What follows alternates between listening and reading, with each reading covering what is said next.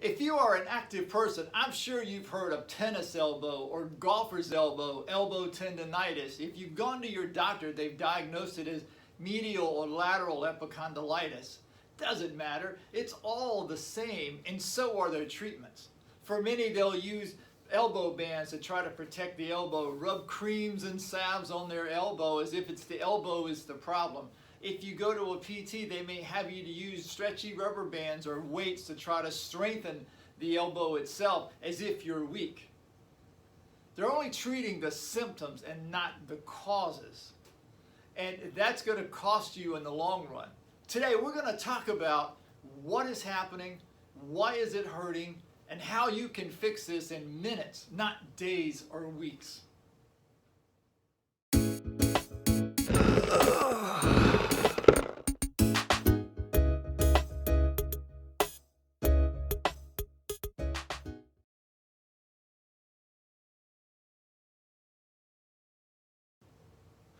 Welcome back to the Muscle Repair Shop. My name is Butch Phelps. I'm a functional massage therapist, and today we're going to talk about how to get rid of elbow tendonitis in minutes, not days or weeks. And those elbow bands, get rid of them.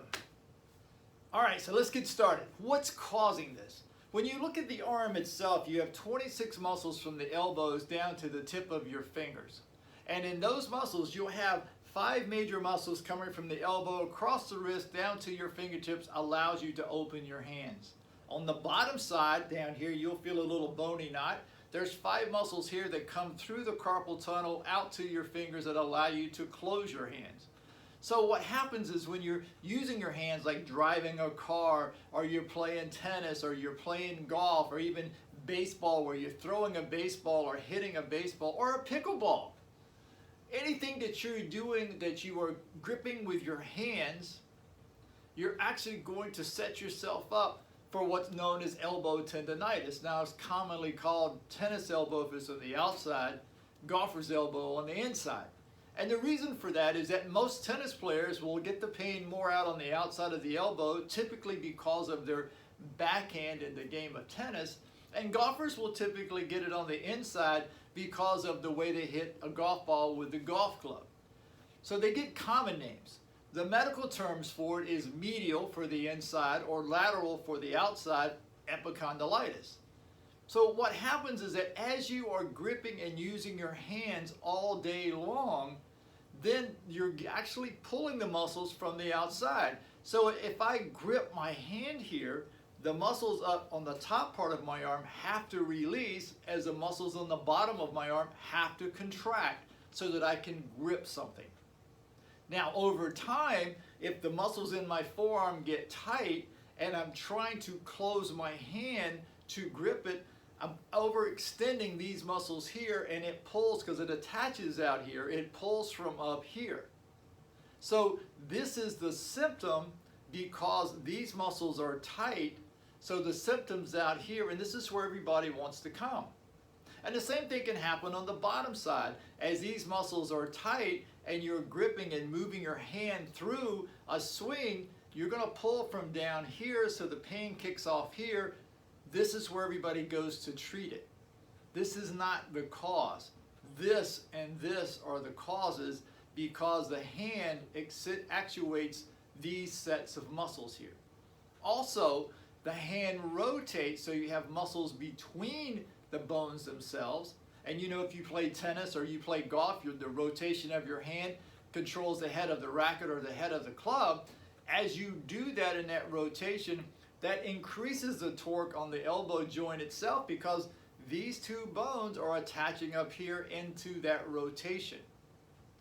So when you use the hand and you start to move it, the pain shows up from here because all of this is rock hard and tight. Your arm should be soft enough that you can easily feel the bones in your arm. If you have like Popeye arms, your chances of having elbow tendonitis is very high. So why that happens is that because of the nature of the design of this, it's coming across the wrist. As you put an elbow brace on here, or elbow band as they call it on here, and you just sort of humor it along, as my grandmother would say, over time, this is going to continue to get hard, and now you'll start to have problems in your wrist. You may have problems in your thumb. You may have problems with your grip on trying to hold things at home, as something as small as a glass of water or a beer if you're having beer with the guys after playing golf. So the thing is that we want to keep these muscles soft so that we can continue to grip things with our hands and use our hands without the pain up here. And you can do that, and it's a very simple thing to do. So let's get into that now. Every day I work with my hands on people in my office all the time. Like you using a tennis racket, a golf club, a baseball bat, or any other apparatus that you're using in your hands, my arms here get tight just like yours. And so every day when I'm working on my arms, I can do this sitting at a stoplight waiting on the light to change. So instead of like screaming at the guy next to me for not moving or upset because the light is not green, I can enjoy the fact that the light is red because it gives me time to get into my forearm here and rotate and massage my forearm. You don't need a special license for that. You've got two hands, and just use your hands, and I'm going to show you right now how to do that. So when you feel your arm, it's going to feel normal. Now what do I mean by that? I get to feel arms every day, all day long. So for me, I see the full gamut of arms that are rock hard like Popeye, all the way down to very frail, soft arms that virtually have no strength. For you, this is usually the only arm you touch because you don't get the opportunity to touch most people's arms. So whatever this feels like is normal, all right? So what you're gonna have to do is learn a new normal. And so as you work into here and you start to press a little bit, and you don't have to press hard, so we're not digging in here. We're not putting bruises on your arm, okay? But as you start to press with the pads of your fingers, not the tips of your fingers, the pads of your fingers, breathe out and slowly rotate the arm. Now you'll hit some spots it's going to feel painful. And when you do that, that's not a sign that I'm going to dig to the bone with my hand, because what will happen is that once you dig too hard, the brain goes, and then you hold your breath and you contract the muscles, you see. And what we want to do is just hard enough you can feel it, rotate the arm as you breathe out, and as you do that, you can start to soften that muscle. And what you're going to basically do is create a new normal for how your arm is supposed to feel. And so it's going to take some practice. This sounds easy, but it's going to take some practice. And so you're going to work up and down your arm, nice and slow. Take your time. Now I know some of you have had deep tissue massages, and somebody comes in and they push really, really hard, and sometimes they may leave bruises on your arms or on your legs or whatever. That's no good. Okay, so what we want to do here is we only want to release the pressure. And so all you're doing with your fingers is finding the sore spot, and as you do that and you're rotating your hand, you can start to free those muscles back up. Now you can do the same thing on the underneath side, rotate the hand over, and now by using my thumb, you see, I can rotate my hand all the way down into my wrist and start to free this up as I'm working on my forearm here. This forearm controls my hand. I mean, you can look at it as I make a fist. See how the arms and my muscles, in my arm flex as I do that? You can see it on the underneath side as well. You see, so what's controlling my hands has a lot to do with what's going on in my forearm, and as I free that up, now I can start to move my hand much better and much easier than before. Secondly, there are a couple of stretches for this.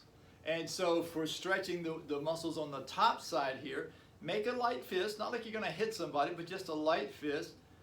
Make sure the elbow is bent.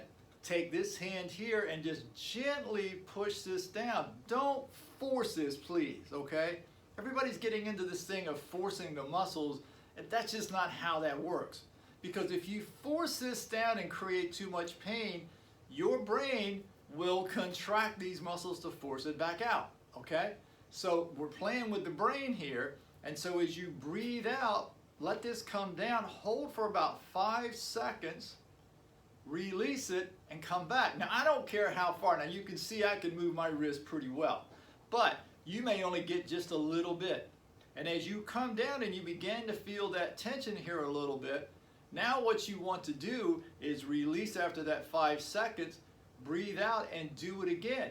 What you'll find is that every time you do this, the brain realizes that you didn't die from this and you didn't get hurt from this, and it's okay and it's safe, and it will allow the hand to come down a little more each time until you get to a point that the hand will come all the way down.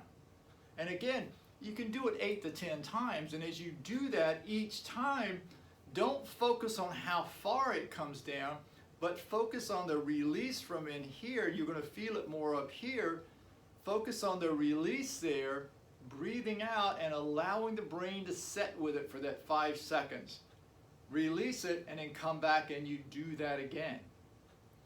You can do this anytime, anywhere. I've done it talking to my friends. In fact, I've done this standing on stage in front of 100 people. And one guy said to me once, "But I don't have time to do all the stretching." And I laughed and I said, "Neither do I." Now, we want to get the inside up here. Now, you can take your hand this way and you can extend out. See, my arm is nice and straight, and you can extend out here like that. Or you can settle, if you like sitting in a position like this, and you can start to move the hand over and start to stretch out all of the muscles down here, and you can actually make a little game out of it by going both ways. But you see, you notice I'm mirroring each hand here, because if I just do this, it's not the same stretch. Try it. Don't take my word for it. Try it. And the thing is you'll realize that this is a very different stretch from this. Okay? So don't be fooled by those things. The thing is you have the power to make these muscles work for you once you realize that it's your brain in charge of the muscles. The muscle doesn't have a memory. The brain has the memory, okay?